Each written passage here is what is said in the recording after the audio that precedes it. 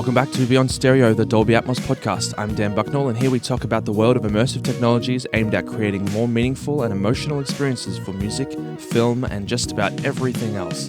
Today, I'm joined by Anthony Rodriguez, a Dolby Atmos mixing engineer and composer, talking about translating Dolby Atmos into the real world of consumer sound systems.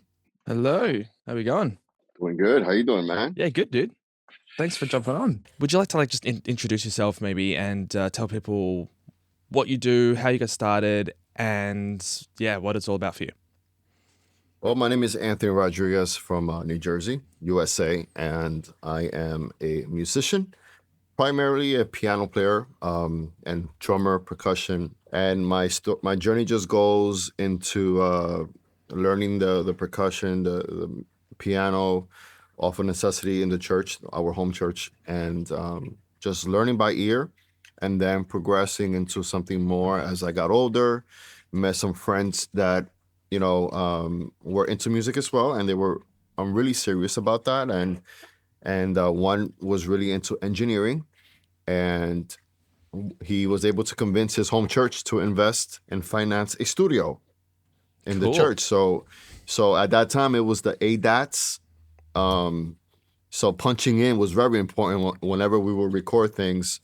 And from there, we just progressing into playing live music and playing with different bands and just moving forward. And then eventually, fast forward to today, 2025, I consider myself a music engineer because I work across the board, from making music to like mixing it and, stereo and Dolby Atmos now with the new technology in Dolby. So I'm able to provide the people I work with these types of formats that will kind of permit them to do whatever they need to do in their post-production. So That's awesome. But typical musician, and just investing in myself and just growing as the time passes.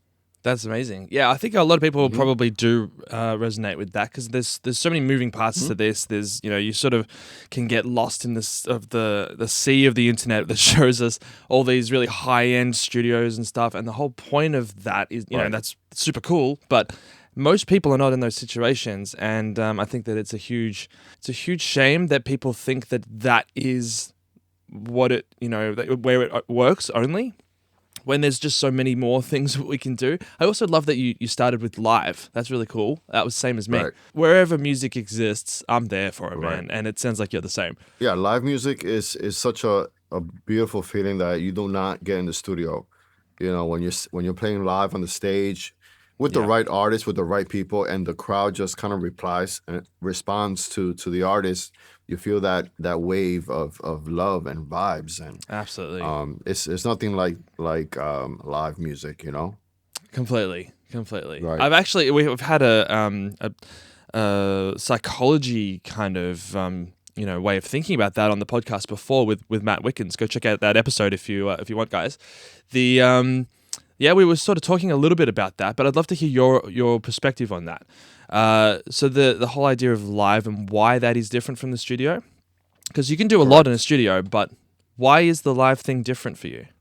The live thing, I grew up in that. So the live thing, it's like being thrown into the lion's den.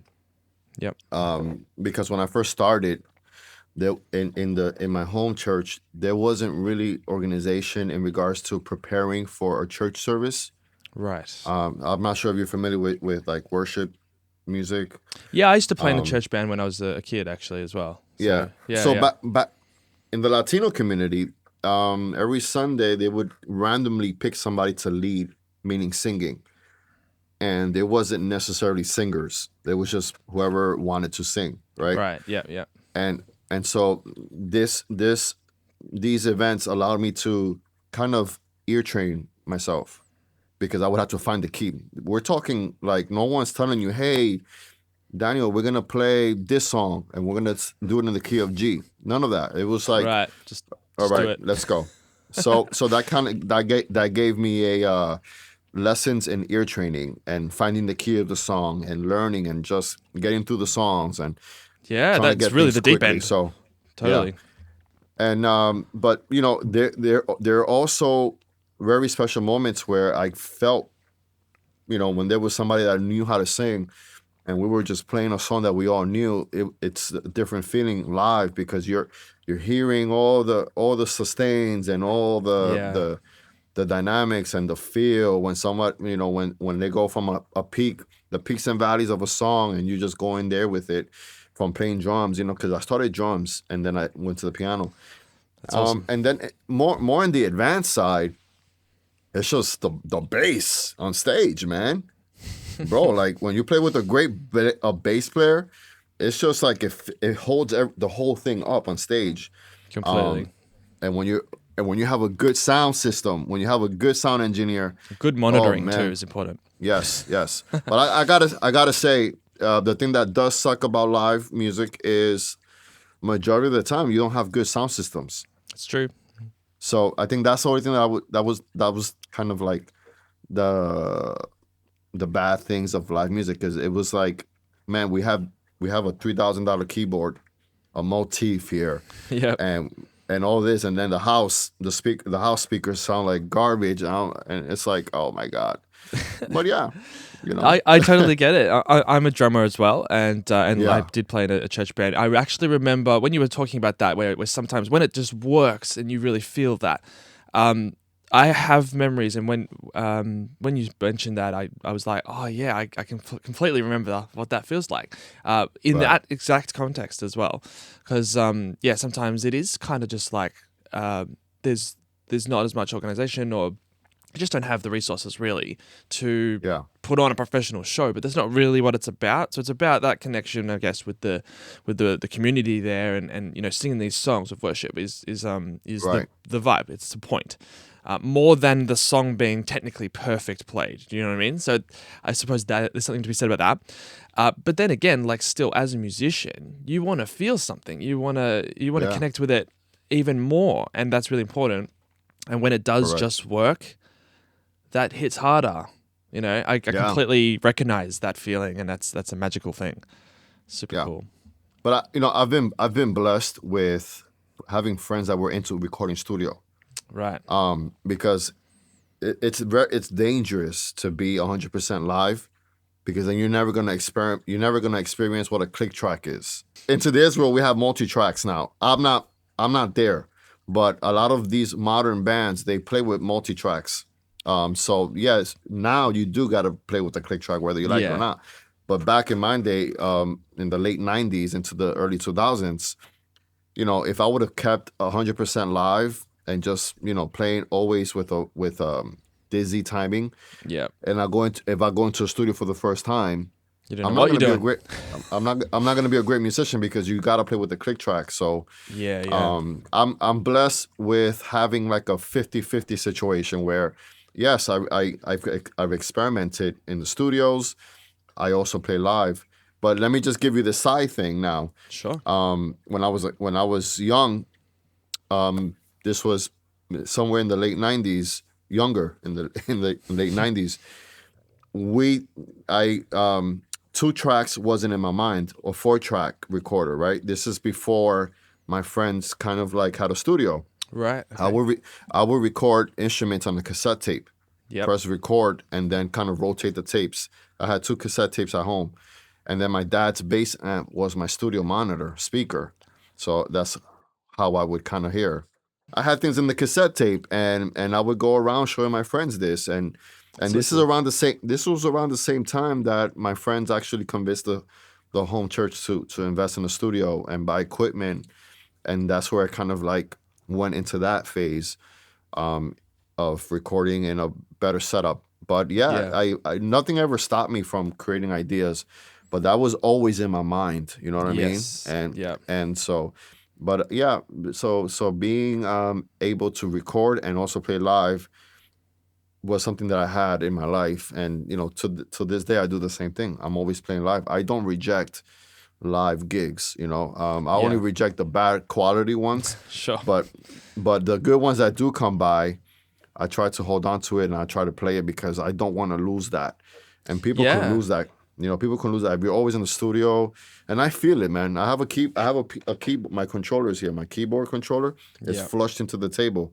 I'll turn on the piano VST and I'll just play, you know. And but yeah, so Absolutely, man. Like I honestly, it's so amazing that you said it all like that because I have a very, very similar story. Maybe, um, a little bit different, but pretty yeah, much the same idea of yeah. My parents were musical as well, and sort of we had a music room growing up. So I had a little 4-track. I've actually got it here. I've got to make an episode with it or something. And it was just yeah, like make do with what you had, and it was bouncing 3 tracks onto the 4th and then continue, and it would degrade every time, and then you'd get warp, and you'd have to punch in manually, and things like that. correct, It's yeah, all of that stuff, and learning about how it all worked yeah, helped me translate to live and mm-hmm, then back again. And it's now I've ended up in the studio again as well. So yeah, it's funny how it all completely overlaps. And it seems like every person I speak to has the same experience with that. And it's really, really awesome and beautiful that, yeah, yeah, everyone appreciates all of it because it's not just one thing. It's many right. things. You know, It's really cool. there's people that are blessed. There's different blessings in our lives, but there's people that are blessed with focusing on one thing Sure. in Yeah. in the music. I know a few people that are percussionists and they just do that percussion stuff. You know, they're on tour, whatever, and they play. They're just focusing on that instrument. They don't have to Yeah. do what, for example, what I have to do is a bunch of things to survive and to try to make a living here as Yeah, a that's right. musician. You know, it has its challenges.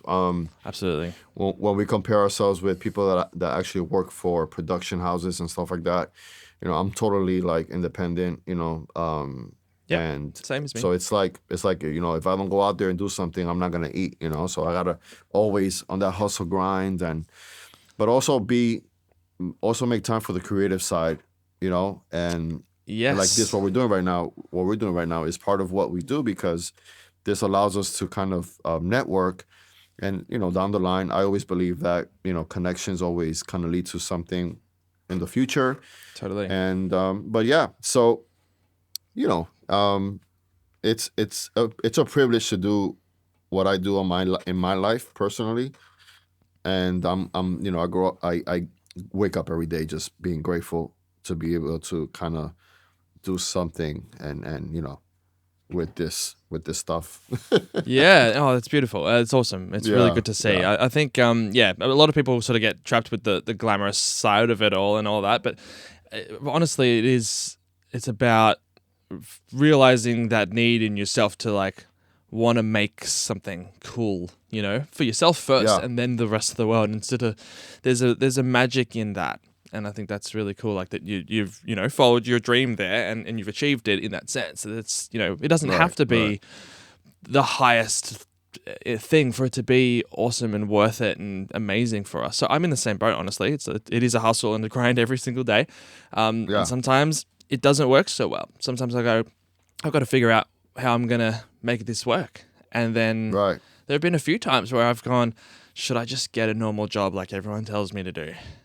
And then I right, realize, no, that would be a mistake because I love this and I'm going to do everything I can to make this work, even on my bad days. I don't know if I could say the same thing for something else if I didn't right, care about it. That's a dead right, right. end. This is not a dead end. So I feel like that's super worth it for any creatives No, to it's not. hear. Yeah. You know? You know, the good thing about life in 2025 is that, you know, I truly believe that we also have to kind of, me personally, the older I get is like, I need, you know, the older you get, you kind of think about your income. It's like, okay, so I'm doing this as my core thing, but eventually I want to develop some other type of streaming income where, Yeah. something that's not going to require you to do labor, stuff like that, but Yeah. something that can be working for you while you do other things. And these Yeah. are things that usually come to you as you get older, not when you're younger. You know, you just want to play, play, play. But That's you know, right. something that kind of will pay dividends in Yeah, the in the passive future. income thing. Yeah, and Yeah, yeah. that's So worth considering as well. I suppose that's a part of it, But I suppose as long as you love what you're doing, then you're on the right track. Your Dolby Atmos thing, where does that enter your story? oh man, the Dolby Atmos story. Let's go. Okay, so it's a little roller coaster for me Awesome. because I was once as I was once looking at it, as many people look at it right now, with fear. Sure. You know, oh no, it costs $10,000, $20,000, and I was working with this mastering engineer that did not support that at all, and so it was a lot of negativity going on. Sure. Because I was working on this project with Jake Jackson from Air Studios in London. I did a rescore of the Prince of Egypt song, and Oh wow. so as Jake Jackson, a great mixer, he was offering me a 5.1 mix because he usually does stereo and he also offers 5.1. Right. But at that time, I didn't know what I would do with a 5.1. Okay, so let's forget about Atmos, just Yeah. 5.1. Yeah. So And so then is this before Atmos was like released for yeah, music? this was Yeah. Okay. for me. This was back in 2021. 21. Okay. Yep. 21, yeah. So Jake works in film, so 5.1 is something natural. Yeah. Yep. And so I spoke to this gentleman, and it was just negative. So I'm like, okay. I mean, I was just asking, um, and from that point, I kind of had it in the back of my head. And I saw all these videos. Dolby Atmos started popping out little by little from different people. Yes. And I'm over here, making soundtracks and doing all these things. I'm already delivering stems, I'm already mixing, and so one day I decided to kind of Google things and YouTube it. I'm like, can you do Dolby Atmos with headphones with Pro Tools? Because I have Pro Tools already. Mm-hmm. How to do Dolby Atmos with headphones? I'm thinking this is probably some stupid search that I'm doing because it doesn't exist. And so I saw a tutorial from Avid. I don't know if it was from Avid or Dolby Labs of a lady explaining how to set it up.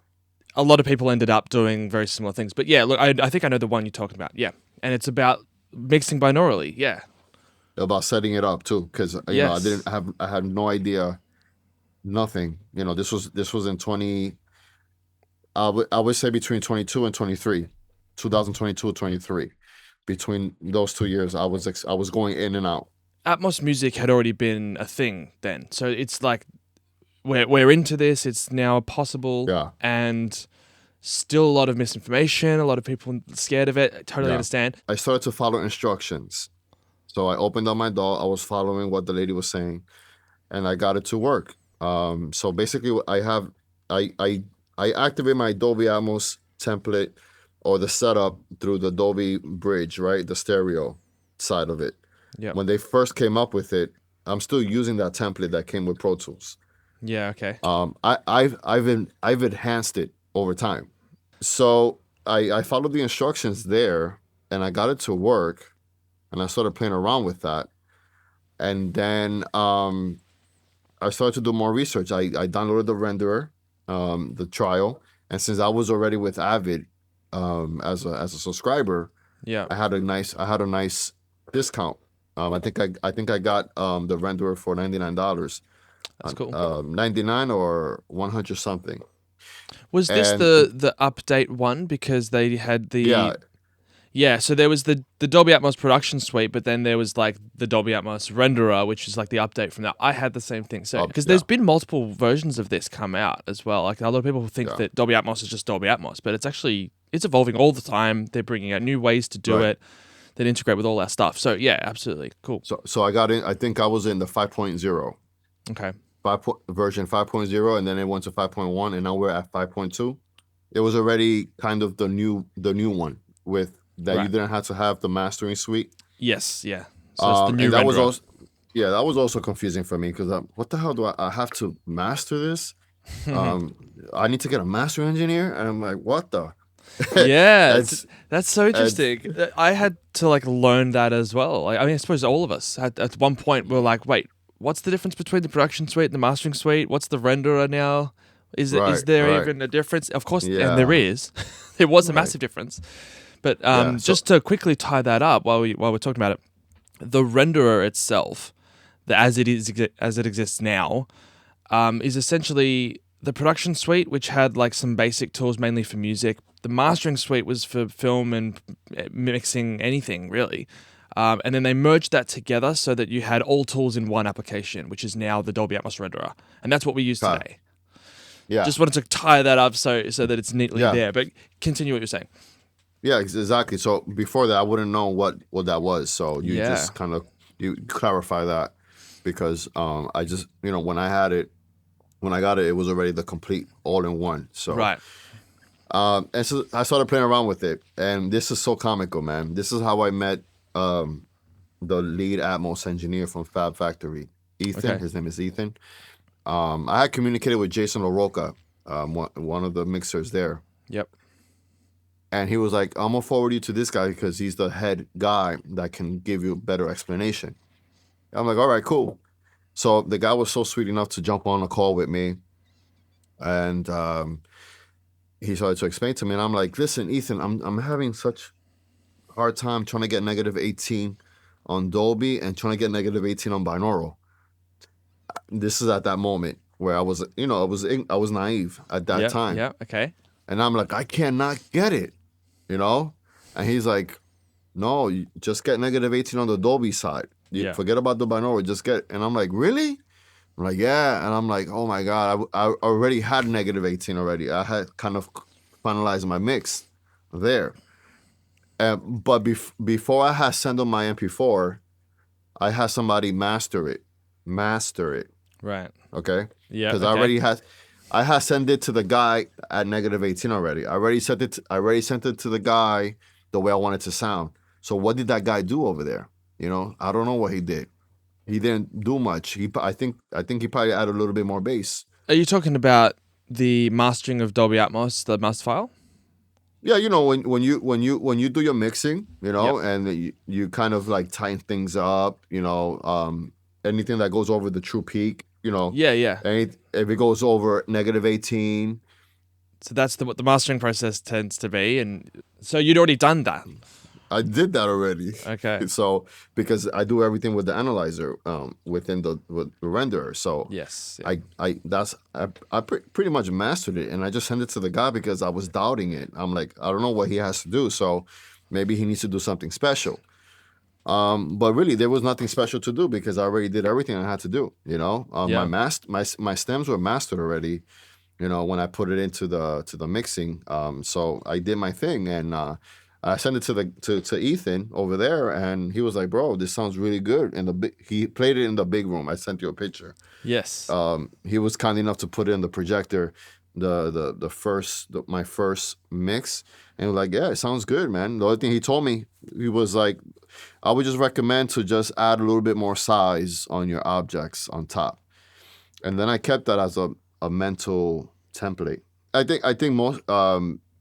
Being that I was doing it in headphones, also the fear of maybe going too far. Yeah. So he kind of inspired me, like, oh, just make them a little bit bigger, and everything sounds great. It sounds great in this room. And then I kept the mental template because if he played it in the big room, then nothing's gonna stop me from pursuing more mixes. Absolutely. Because if it sounds good over there, where you're talking about. That's like a CIA type of studio there. Nothing that enters there can get leaked because they have a system there that protects everything that's in that studio. And so, and I just kept on going from there and enhancing. This guy that I love to death. He has a YouTube channel. His name is Alex Pro Mix. Okay. He's also a great mixer, and through his video, I learned about some settings in the renderer to make things easier. Like if you take your ADM file to a bigger room, for your surrounds and for your objects not to shrink or to lose the feeling. So in the there's a setting there, I forgot where it was, where you can set everything to unity gain, like unity 000, and so that keeps all your intentional mixing the same way in all setups. So from the biggest setup to the smallest setup, in regards to Dolby Atmos studios, not to movie theaters or anything like that. Right. Yep.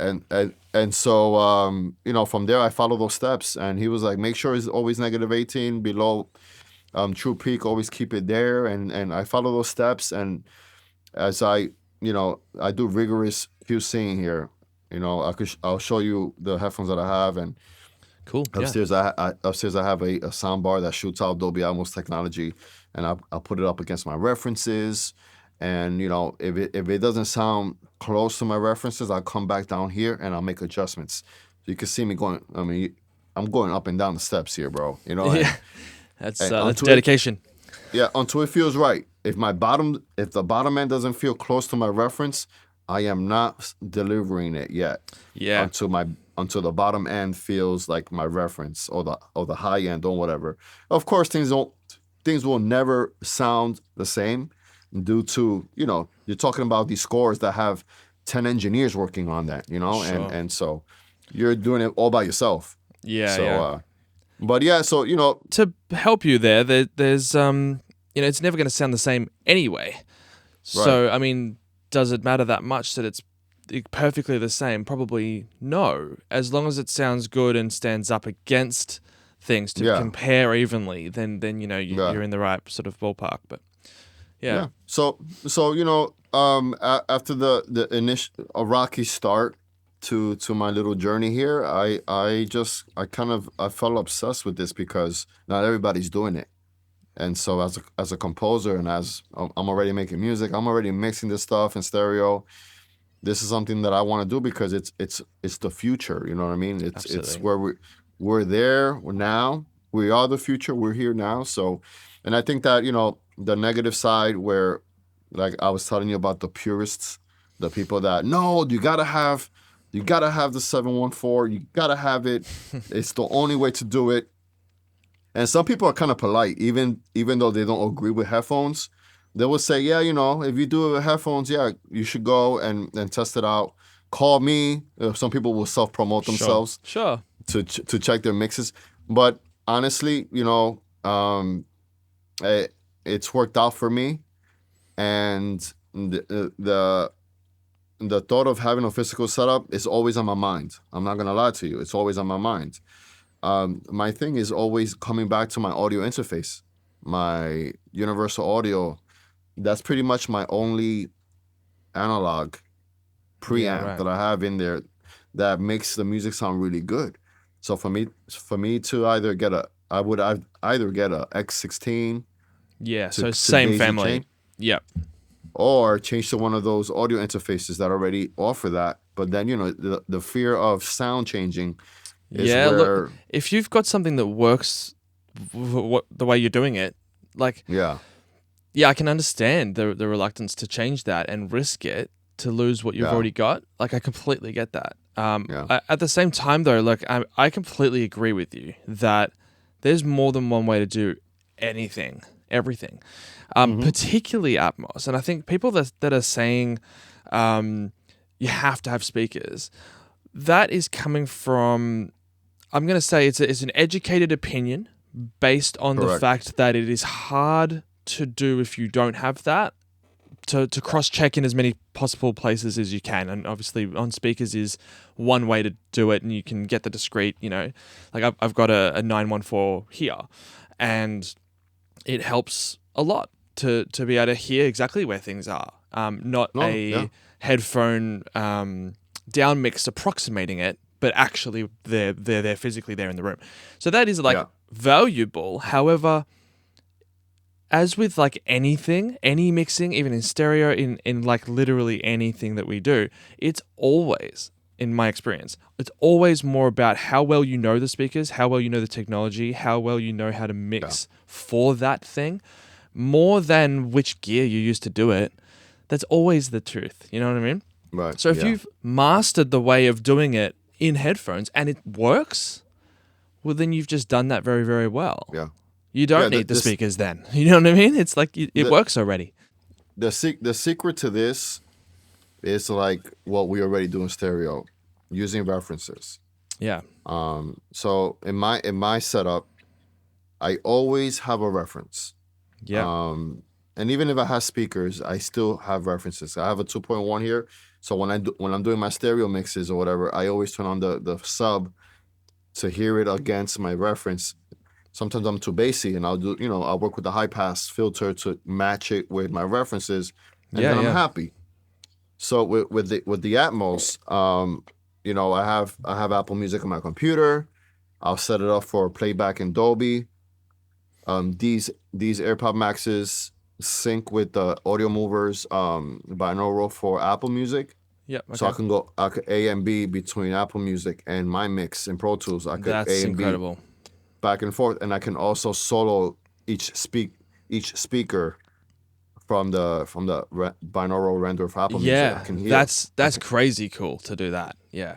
so with the technology, I'm able to kind of see the meters. I can see how my reference sounds.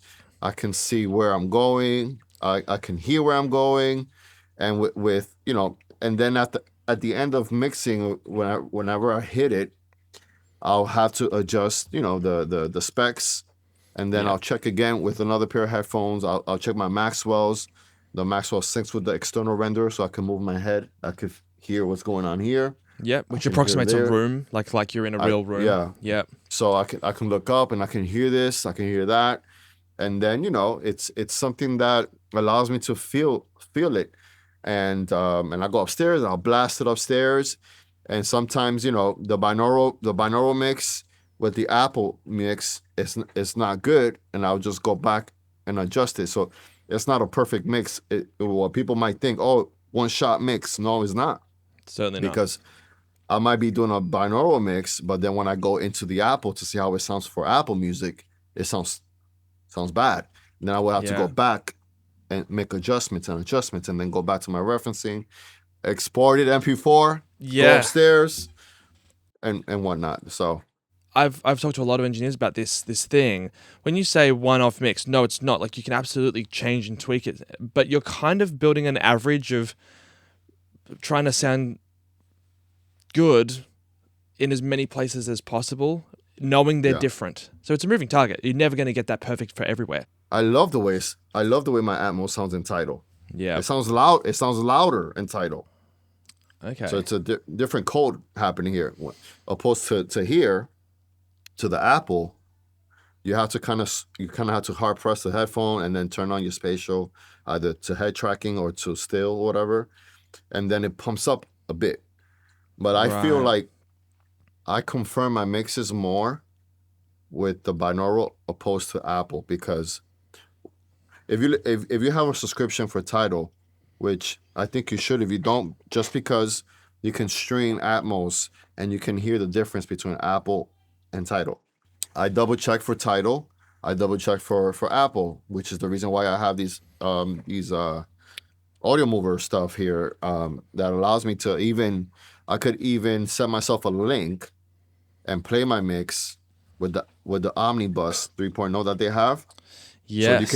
you can actually hear your mix with the objects included with the Wow. Omnibus 3.0, and you can send that to a client. The only thing is, the client needs to have an Apple product, for Right. them to hear this, for them to hear the spatial mix. I love where we are with this, because Yeah. it's a beautiful thing, man. It will lead to many opportunities for those that are in it right now. Because as we evolve, all of this that we're talking about right now is going to change in the future. And I'm pretty sure there's going to be affordable speaker setups that's going to become something that home studios can have, which they're already there. The IK Yeah. meet multi, I think it's IK Multimedia. So Oh, they're the not going to be the only iLouds? one. Yeah. Yeah, they're not Yep. going to be the only ones coming out with this. So there's going to be a lot of companies that are going to kind of like come up with some new products for this, and I Yes. think it's gonna be way better, man. Totally. Yeah, I completely Yeah, it's gonna be agree. way better. People So keep gonna do more things with this as we go forward. But yeah, it's gonna be better, man. It's gonna be better, and those that are in it right now, they're gonna benefit from that, and it's gonna be something where everybody's gonna have access to that. It's only the question would be, are you into this? Are you willing to come through? Join this yeah, community of immersive audio, and just do your thing. And I absolutely. and Yeah.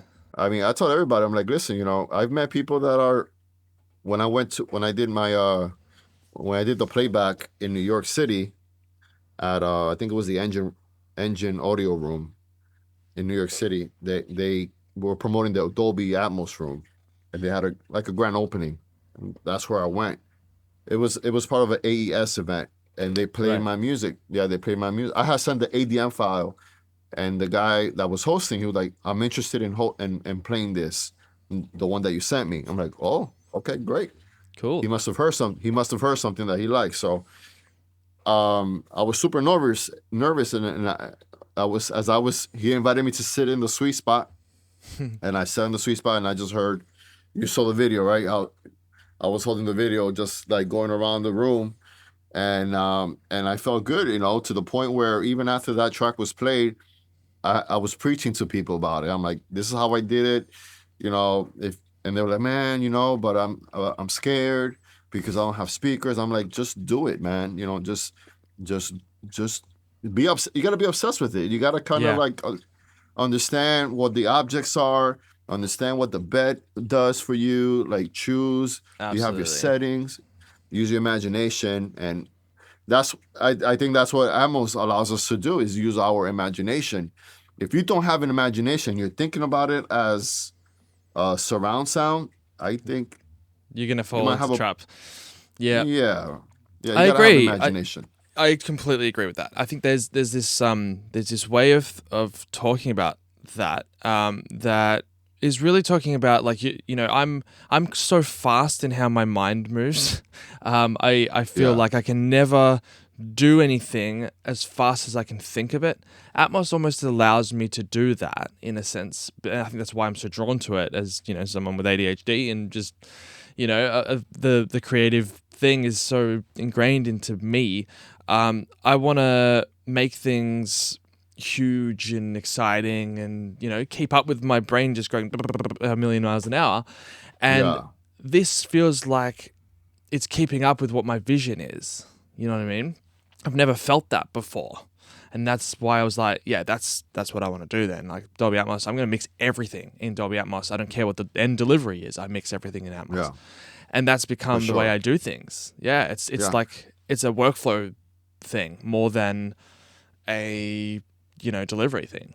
I think a huge thing for you, because like you're not working on speakers again, which is so when I say that, I mean you're in stereo or 2.1, which is like a bass management of the two channels.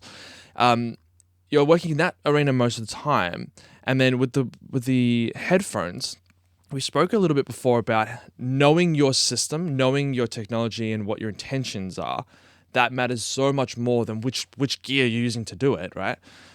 I yeah, think there is one part of it that I heard you talk about, the audio movers stuff. That sounds like the pivotal thing that makes that possible for you to really deep dive into what the binaural sounds like when you solo the wide or the side or wherever.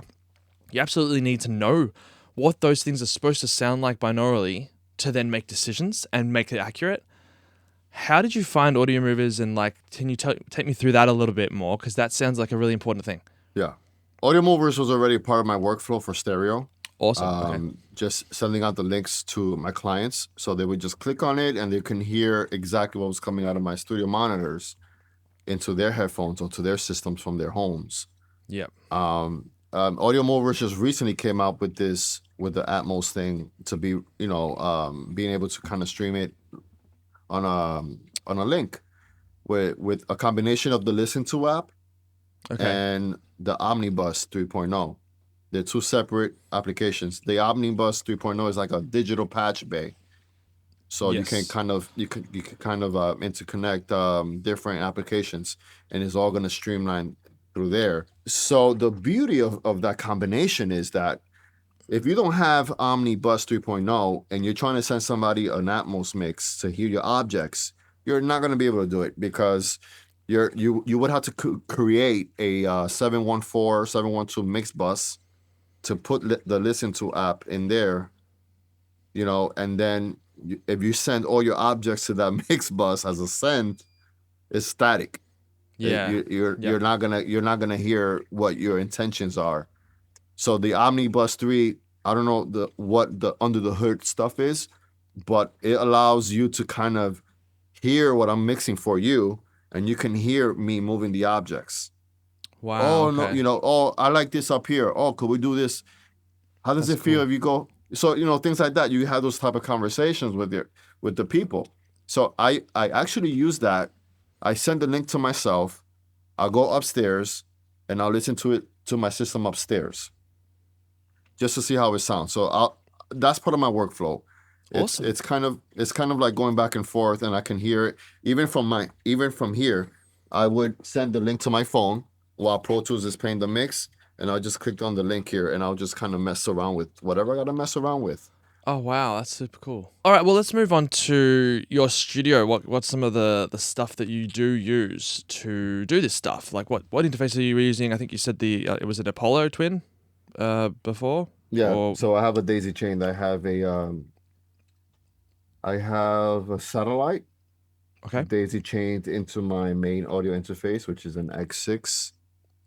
And then daisy chained into my Apollo Twin. cool. Apollo Twin is used as a monitor controller. Right. Yes. Yeah. Of So course. switch between my mix cube and the other system. Awesome. And Yeah. Cool. yeah, it works beautiful, man. It works beautiful. That's great. And the X6, is that a 6-channel interface? Is that what that is as well? That daisy chains? Yeah. Like ADAT? Yeah. I could do 5.1 with that. Great. Awesome. Okay. So, but if I want to go Atmos, I would have to invest in a 16. Yes. And that I still think links to the Twin as a monitor controller for that. Is that right? Yeah. I could still daisy chain. So That's if cool. I get that, I could still daisy chain. The question is, getting that, which is it's expensive, and what do we do with speakers? So there's easy way out for that, and it's a question of, do I want to keep Quested brand? Questeds are not cheap, so it's a matter of what would I want to do with that, That's and right. I want, yeah, and it's a thing that I don't want to stress about that right now, because if I do Channel X, for example, if I do, or if I just go full IK multimedia, iLouds around, I don't want to regret that in six months. That's your point. Knowing myself, I would probably regret going with a cheaper brand if it's like, I invested so much in my 2.1. Sure. Yeah. But I have the sub. These speakers are not $500 each. They're about $1,200 each. Yeah. And I mean American dollars, and the sub itself is $1,200. So That's not a small investment. Absolutely. so these are things that I'm satisfied with. I'm not gonna turn around and say, you know what, I'm gonna sell this and get another thing. Yeah. No, you don't want to sacrifice your existing working yeah. workflow. Absolutely. Right. So when I think about the Atmos, I'm thinking about my audio interface. I'm thinking about, do I want to get a 16, or do I want to do one of those audio interfaces that are very easy for immersive audio, or should I just keep what I have and just add an audio interface just for Atmos? So these are the conversations that I have with myself. It has to work with the budget and all that stuff. Oh, all of that. Look, there's so many different things. I've done it before. Like I've done it twice now. Yeah. But this is the one from my room, obviously here. And look, it was a very small budget. It was like I want to learn about it. I want to have fun with it. I'm not mixing like world class everything in this room. I'll go to other rooms for that. So I was always kind of like, what's something that's workable that I can then take that to the next level? It might be the end result sometimes, but it's probably going to be, for anything that's substantial, it will be in another room that I do that. So this is really a pre-mix room that I can do from home. Right. That was my exactly. take on it, right? So it didn't have to be perfect. For us, for people, because you have a beautiful setup there. So Thank you. Your experience is different. But for people like me, for example, one of the major points I want to make here is the motherboard of what we do is the renderer. It's true. And what we have today is we can hear an Atmos mix in 2.0 direct, which is amazing. I could take off my headphones and play the Atmos mix in my 2.1 here and hear it in 2.0 direct. It's not a fold down. It's a it's a thing where you can, it kind of, I don't know how to explain it, but it's not a fold down. 2.0 is a fold down. And so I can do that. I've done mixes where I've went from the Atmos. I went from Atmos, from stereo to Atmos, but I ended up turning that Atmos into a 2.0 direct and using that as a stereo master, not as the intended one, I not love as the that. old stereo. And the only thing I have to do is just adjust the volume. So let's say if I'm working on a classical piece or whatever, usually we want to hit around, and there's really no loudness spec for that because it's classical music. Yeah, it's very dynamic. The dynamics of the piano is enormous. So it's really easy for me to do a 2.0 direct export and use that as a stereo master. Sure. I've done that. I've done that plenty of times already. So for us, we can do all these things with a renderer. So maybe what you're saying is you don't need the whole system. You don't really need it, but but let's say for example, if a client tells me I need to be in an Atmos room, then I'm gonna go book one. I'll make a call. I'll put it part of the budget, and I'll say I need a room to bring a client in to either QC because the person wants to physically be in a room. I understand that. I could outsource this. There's no limitation here. Yeah. No, so you're already in a good spot. I'm good either way, and so for me to get desperate and buy speakers and just go and then regret it 6 months down because I really want to keep my same brand speakers, that's just a personal preference for me. Absolutely. A lot of people don't understand if they have an opinion, you got to be able to back it up. And that's a really good way to explain that. If you're getting what you need already, then there's no reason to rush that. And that's kind of the whole point. Like, do what you need to do and then figure out a way. Right. You nailed it. You know what I mean? It's the same thing with another situation where an artist that wants to come and record with me, but they know, I need options for microphones. Right. Yeah.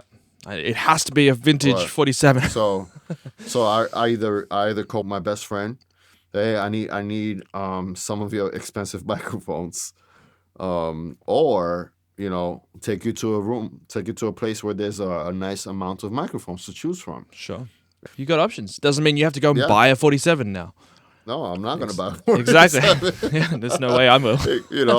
I'd love to have one, but I would not like to buy one. I have a very small. I could count with one hand how many microphones I have here, and I think they do the job pretty well. So That's great. What is your selection actually? my selection, I have the very basic Neumann 102. I have a Aventone C12 modded. I think that's what you guys call it, modded. That's my best friend's Love that. microphone. It's a Cool. tube mic.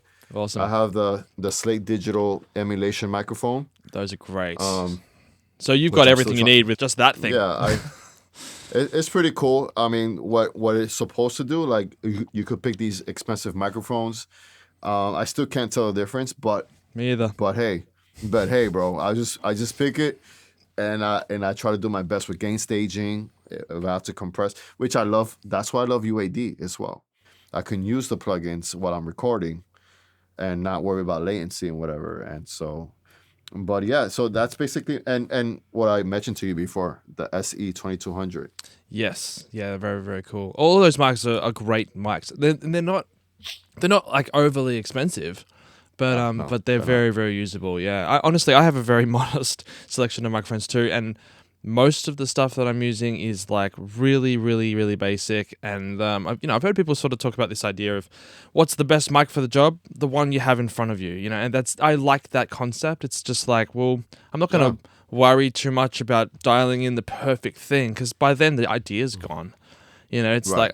like I like to have a mic. This one, it's the cheapest thing ever, but I just have it here for podcasting, but also it's just there. I've heard your episodes, and not once have I said to myself, "Why does the mic sound bad?" Oh, well, that's great. I'm glad to hear that. That's awesome. So it just works. If it works, it works. It works great, my brother. It's. I've seen many other podcasts, and I cannot tell the difference. I don't think it sounds great. I think what you're doing there in post production, whatever you're doing, it sounds great, man. It's like you said, Appreciate it's that. whatever's in front of you, man. Yeah. And that's how we look, and that's how I look at it here as well. Like whatever's in front of me, I Yeah. did invest in S1s, two S1s, and I have the dock, That's awesome. the Avista.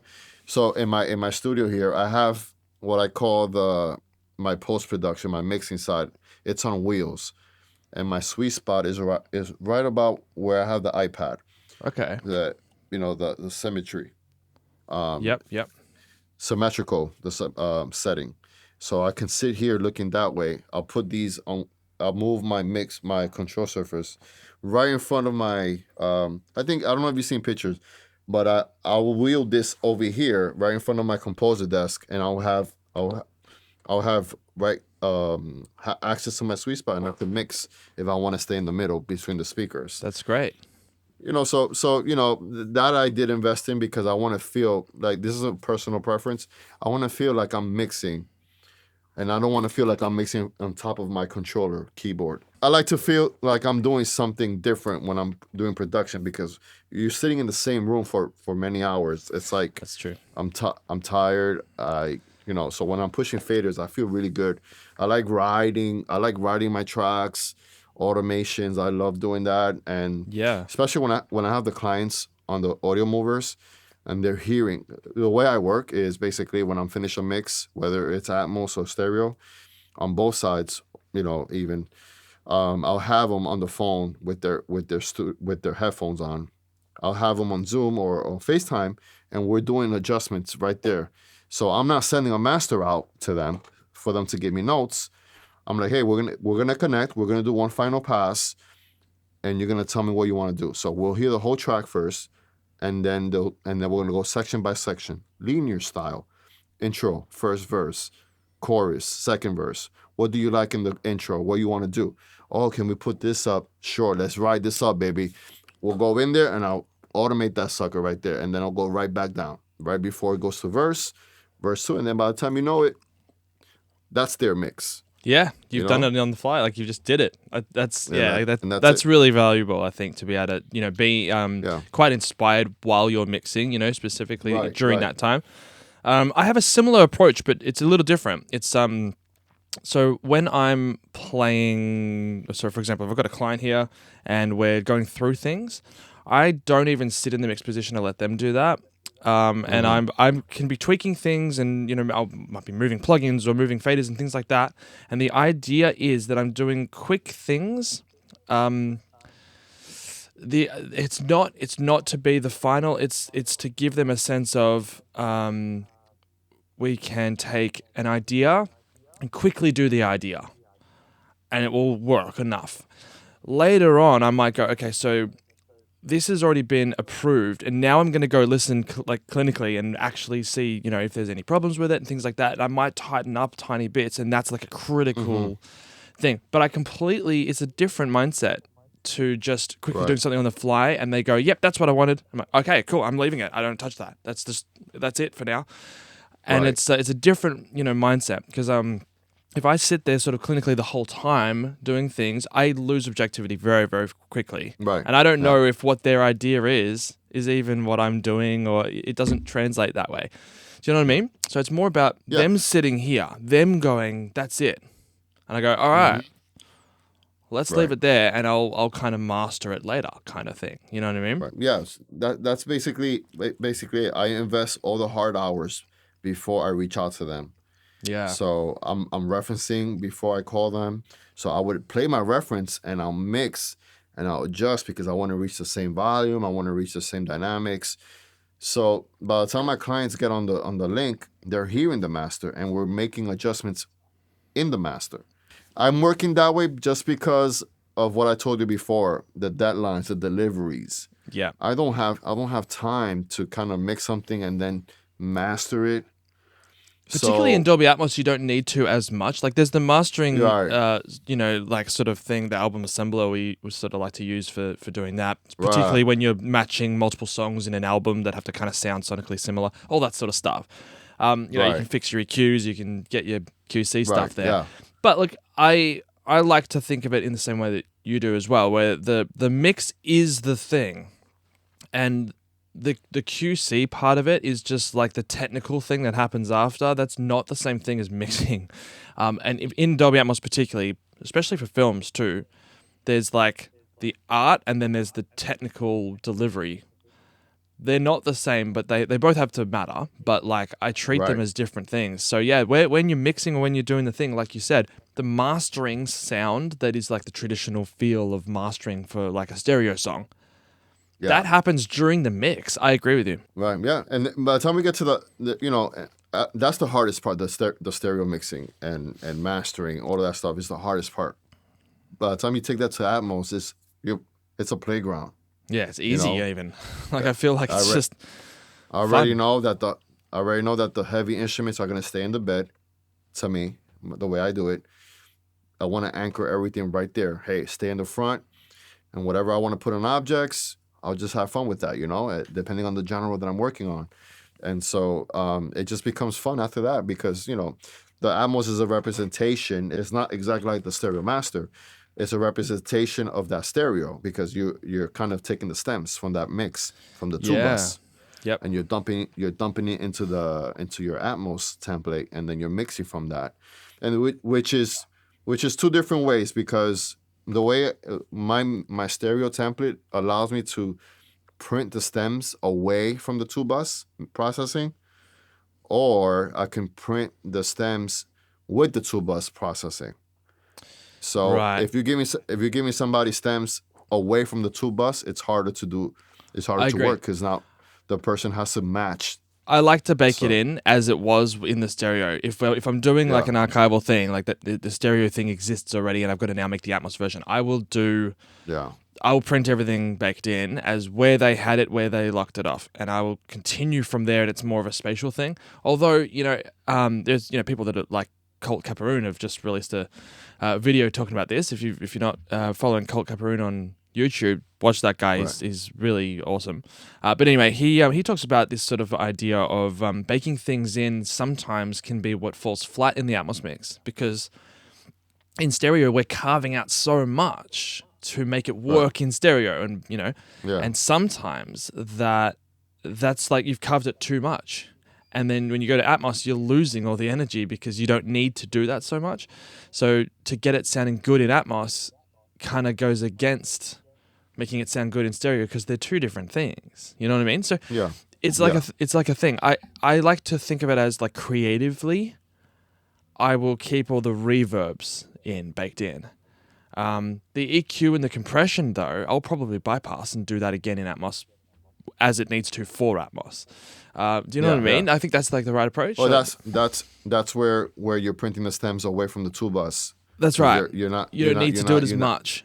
Exactly. Right. Yeah. Although, yeah. So in terms of like sonic characteristics that have been approved, though, yeah, maybe that's the distinction then, because it's like Yeah. that reverb is the one they liked, not any other reverb. Do you know what I mean? So it's like Right. that tonality, that thing, that's the sound they like. Now we just need to place it somewhere else. Right. Yeah.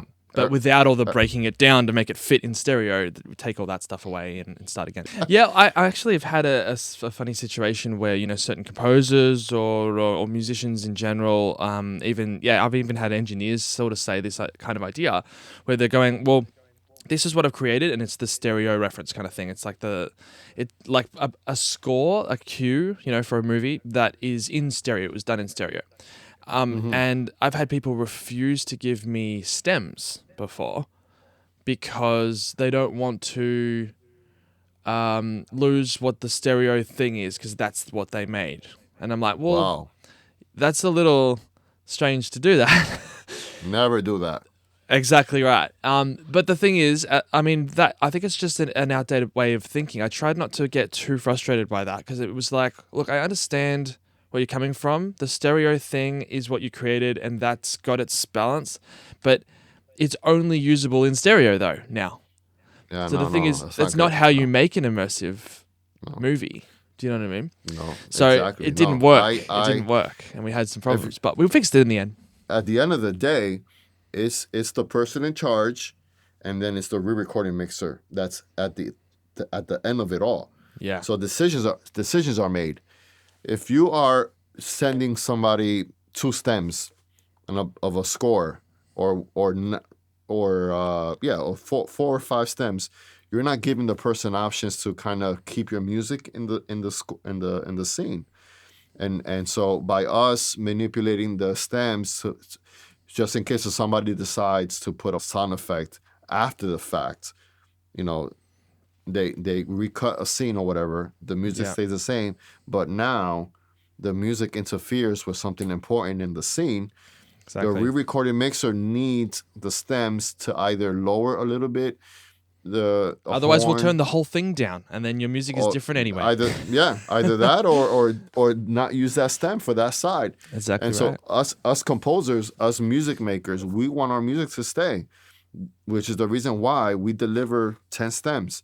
We deliver, if we know we're working on a heavy film and we know that there's a re-recording mixer at the end waiting for us, I want to deliver as many stems as I want.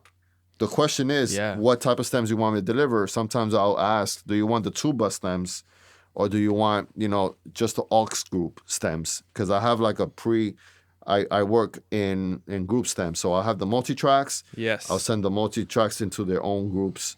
And then from there, I have like a processing going on there. And then I'll have a two bus where everything goes into that. So do you want it like my stem? You want the aux group processing, or do you want the two bus?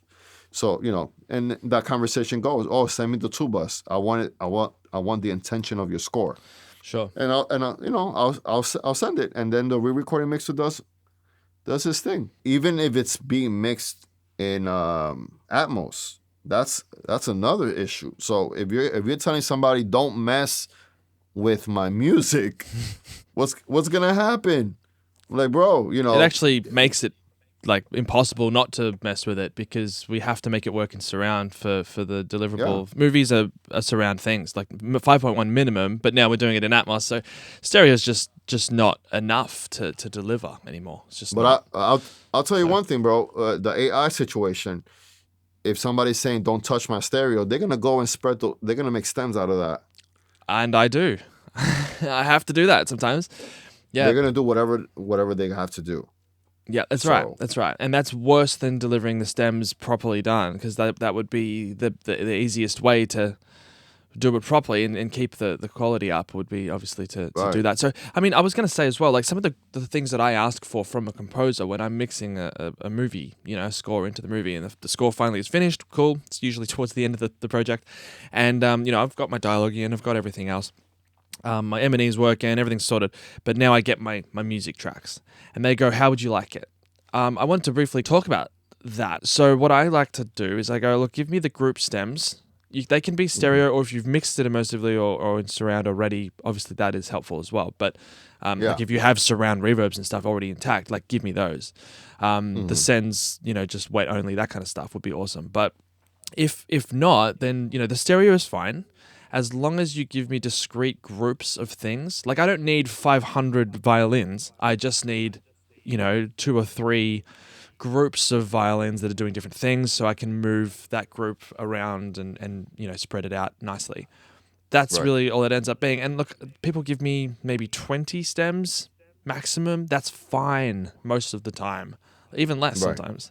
And that's right, it sounds great. Like it's the less work I have yeah, to do to make it work right, all intact. And then I'm sort of aiming for that stereo reference to go, yeah, well, this is what you made initially. Cool. This is what it's supposed to sound like. And I can use these stems now to approximate that, but within the surround space or Atmos. correct, yeah, And then it sounds as it should, maintaining your vision, and it works for the film. Like that's just the right, 100%. That's what we're aiming for. So what? right. How do you do that, or what do you usually have to deliver for people to do that? Um, for movies, it's exactly what you said. If Okay. it's it's a bit different when it's gonna be Atmos, just because you shouldn't be messing around with objects because Oh, that's you're the talking about job. if it's going to be mixed in Atmos by itself. Yeah, yeah. Okay. I don't mess with objects. Don't mess with objects. Just like you said, discrete. You want to put if you put your reverbs in the surrounds, that's fine. You put your left and right. Stay away from the center, and then you do your thing. Don't go put synthesizer stuff swirling around Yeah. because it's not going to work because of the Foley or whatever, the dialogue and obviously the effects that you guys had to deal with. You're going to get your stuff rejected. The composer's going to get his stuff rejected, or you're going to have to kind of, Or changed. yeah. So it's Yeah. when it comes to that, I just send regular stems, and they do Yep. whatever they want. So it's like you have these. I would sometimes also print the reverbs, so I Yeah. wouldn't have it. I wouldn't have it baked in, just Yeah, because that's actually really helpful to do yeah, that. if I know they're gonna do something, if I know who's gonna be working at it, I'll be nice enough and I'll just print the reverbs Yeah. separately so they could do whatever they want. I'm not picky like that. I'm good with working and letting the other department do what they do best. In which I've had instances where I did a full score and they used one stem because it felt good for that Yeah. scene. So Yep. I'm good, bro. Like I'm fine. Yeah, well, I suppose You the know? whole thing in filmmaking in general, like you're saying that everyone has a department, or like a job to do that is adding Yeah. towards the ultimate big thing, and no one person does it alone. It's this collaborative thing, Oh, and yeah. because of that, like if you're too close to your baby, your part of the project, then I suppose then that's destructive to the overall thing Right. where it's all got to come together. So yeah, I think that's a Yeah. really good approach that you have there to Yeah. just let it go and be whatever it needs to be. And then when it comes to the soundtrack release, then I do whatever I want. Well, that's So right. That's yours. it's like, hey, yo, Anthony, if you're interested, you do whatever you want, whatever, and I'll do the Atmos mix and I'll have fun with that because Yeah. there's no dialogue happening or effects, so I'll just do whatever I want, and that's exactly what we do. So that's why they have Yeah. an OST of the film, because the mixer comes back and remixes it for that purpose. So there's a lot of dipping and automation when it comes to the film mixing. So when it comes to the soundtrack stuff, you go back and you kind of like trying to make it sound like a soundtrack, and Yeah, you that's let it shine as its as its and you own thing. Yeah. yeah, and you do whatever you want. But yeah, so when it comes to Atmos for us, like we don't, we shouldn't mess with objects, and I think that's kind of For common re-recording. sense. Yeah, we don't mess Yeah. with that. We don't. That's just too much for the soundtrack. Yes, you could do whatever you want. Yeah, no, that's an interesting distinction. I think, probably it's two different projects or two mindsets of thinking to deliver Yeah. both of those, because they really are for different things. Like one is within a movie that then has to match with everything else. Like you said, there's dipping and all kinds of stuff that we do to make the dialogue obviously is the king, and making the story go forward. If not all the parts serve that, then what are we doing? I mean, that's what a movie Yeah. is. Right. But then once the score can exist on its own in that space, that's when it can shine and be whatever it needs to be on its own, and that's fun. I Yeah. love that exists. That we can hear that as well, because Right. Right. it's really beautiful. Is there anything else you wanted to just say or plug? Before we finish up. June 27th of this year, 2025, the full soundtrack suite, the God soundtrack suite, Volume 1 is going to be out.